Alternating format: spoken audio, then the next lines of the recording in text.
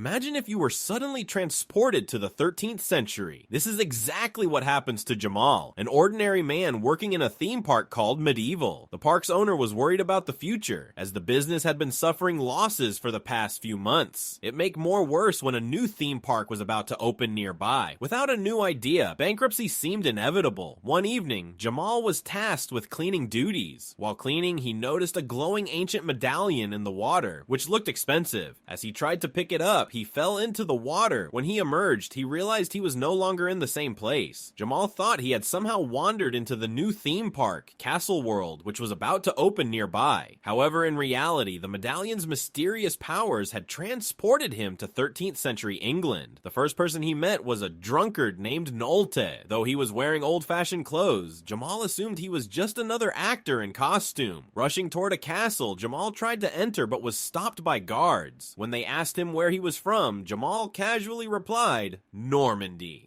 The guards, mistaking him for a French minister who was expected to arrive in a few days, allowed him inside. Within the castle, Jamal saw everyone dressed in 13th century attire, and he was thoroughly impressed with what he thought were the theme park's efforts. He still didn't realize that he had actually traveled back in time. Suddenly, his eyes fell on a beautiful woman named Victoria. When Jamal tried to speak to her, the commander, Percival, barged in. Percival was a man who abused his power and acted as though all the women in the court belonged to him. Jamal didn't like this and in his annoyance sarcastically said, "Behave yourself or I'll file a complaint with management." Percival, enraged, drew his sword, but Jamal assumed it was a fake prop and dismissed it. Jamal's apparent bravery in the face of danger impressed everyone, and he was taken to meet the king. There, Jamal learned that the king had arranged his daughter, named Regina, to marry the Prince of Normandy. The king mistakenly believed that Jamal had come from Normandy as part of the prince's entourage. In reality, Jamal was just a man from Normandy in America. When the king asked when the prince would arrive, Jamal blurted out a random date. Later that evening, Jamal witnessed an execution where a criminal was to be beheaded in front of everyone. Excitedly, Jamal thought it was just actors performing in the theme park. But when he held the severed head, he realized this was not acting. Shocked to his core, Jamal froze and fainted without saying a word. When he regained consciousness, he found himself in a room with Victoria. Upon seeing his ancient medallion, Victoria believed that Jamal was one of her allies. She showed him her own medallion, which was identical to his. She explained that the mark on the medallion represented a group of people determined to overthrow the cruel king and restore their rightful queen, who had been deceitfully dethroned. In a confused voice, Jamal asked Victoria, "What's the date today?" When he realized he was actually in the 13th century, he was completely shocked and panicked. He desperately wanted to return to his own time, but had no idea how to do so. Just then, a guard arrived and instructed Jamal to come down for horse riding practice. Jamal, having no experience with riding, put on such a clumsy display that everyone around burst into laughter. Even the king laughed heartily and invited Jamal to the party being held that night. At the party, Jamal entertained everyone with his wild dance moves. While the guests were dancing,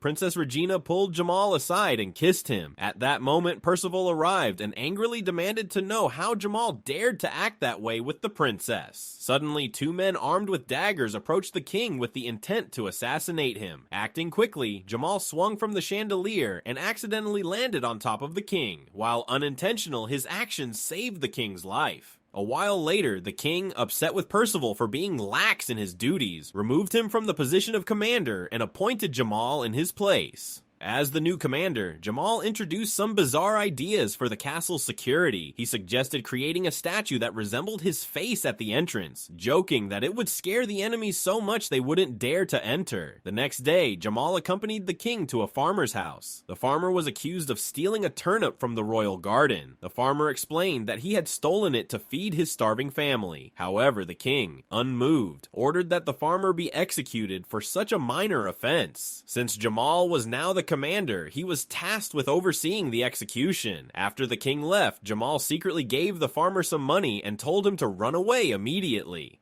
"Get out of here before they separate your head from your body. This king is a madman, putting people behind bars and killing them over nothing," Jamal said. Later that night, Jamal met Victoria, who once again urged him to join their group in overthrowing the king and restoring the rightful queen to the throne. However, Jamal refused, reasoning, "If the king is willing to execute someone over a turnip, imagine what he'd do to people conspiring against him." Disappointed, Victoria called him a coward and stormed off. At midnight, someone else entered Jamal's room. Mistaking her for Victoria, Jamal didn't stop her from approaching him. The following morning, the real French minister from Normandy arrived, bringing unexpected trouble for Jamal. The real minister arrived, and the king realized that Jamal had been impersonating him. Furious, the king, along with the real minister and the commander, stormed into Jamal's room, where they found him with the princess. Seeing the princess in such a compromising situation, the envoy came from Normandy canceled the royal wedding. The enraged king threw Jamal into the dungeon, along with the two criminals who had previously tried to assassinate him. While in the dungeon, the prisoners shared with Jamal the tale of the legendary Black Knight, who had slain a fearsome dragon and gained the power to breathe fire. The next day, Jamal and the other prisoners were brought in front of a crowd for their execution. Desperate to save himself, Jamal loudly proclaimed that he was a sorcerer from the future, and that if anyone harmed him, he would burn them all to ashes. To prove his claim, Jamal attempted to ignite a light, but it failed. Just as the executioner was about to behead him, he choked on a piece of apple. The crowd believed Jamal had cast a spell on him. Jamal seized the moment, agreeing with their fears, and warned that anyone who tried to harm him would meet the same fate. Suddenly, a fire broke out, reinforcing the belief in Jamal's supernatural powers. In reality, the rebels had been shooting flaming arrows from outside the castle to create a distraction and rescue their allies. With Victoria's help, Jamal and the other prisoners escaped safely. Jamal later reunited with Quinolte, the drunkard he had met earlier. To his surprise, he discovered that Quinolte was once one of the kingdom's greatest warriors. However, after the king betrayed the rightful queen and seized the throne, Quinolte had been dishonored and exiled for his loyalty to Queen.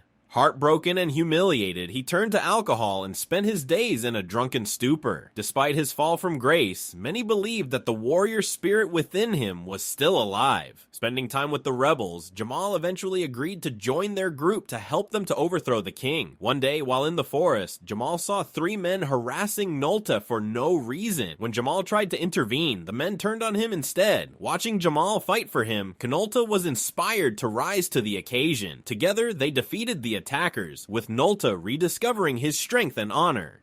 When Jamal and Quinolte returned to the rebel hideout, they found it in ruins. Commander Percival had attacked with his soldiers, destroying everything and capturing Victoria. The rebels were disheartened, ready to give up, but at that moment, the rightful queen revealed herself. She had been living among them in disguise for quite some time. She urged them to unite and fight against the king, restoring hope to the group. Over the next few days, Jamal trained them, incorporating unconventional techniques inspired by WWE wrestling. They practiced these unusual tactics, though some wondered if they were preparing for battle or a game. Despite the doubts, they gained confidence and prepared for their ultimate confrontation with the king. Under Quinolte's leadership, the rebels launched an attack on the castle. However, the soldiers quickly surrounded them, and the rebels began to lose ground. Just when all seemed lost, the Black Knight made a dramatic entrance. His fearsome presence and the fire emanating from his mouth caused the soldiers to retreat in fear. The rebels believed victory was near. But then the Black Knight fell off his horse. When his helmet came off, it was revealed that he was none other than Jamal.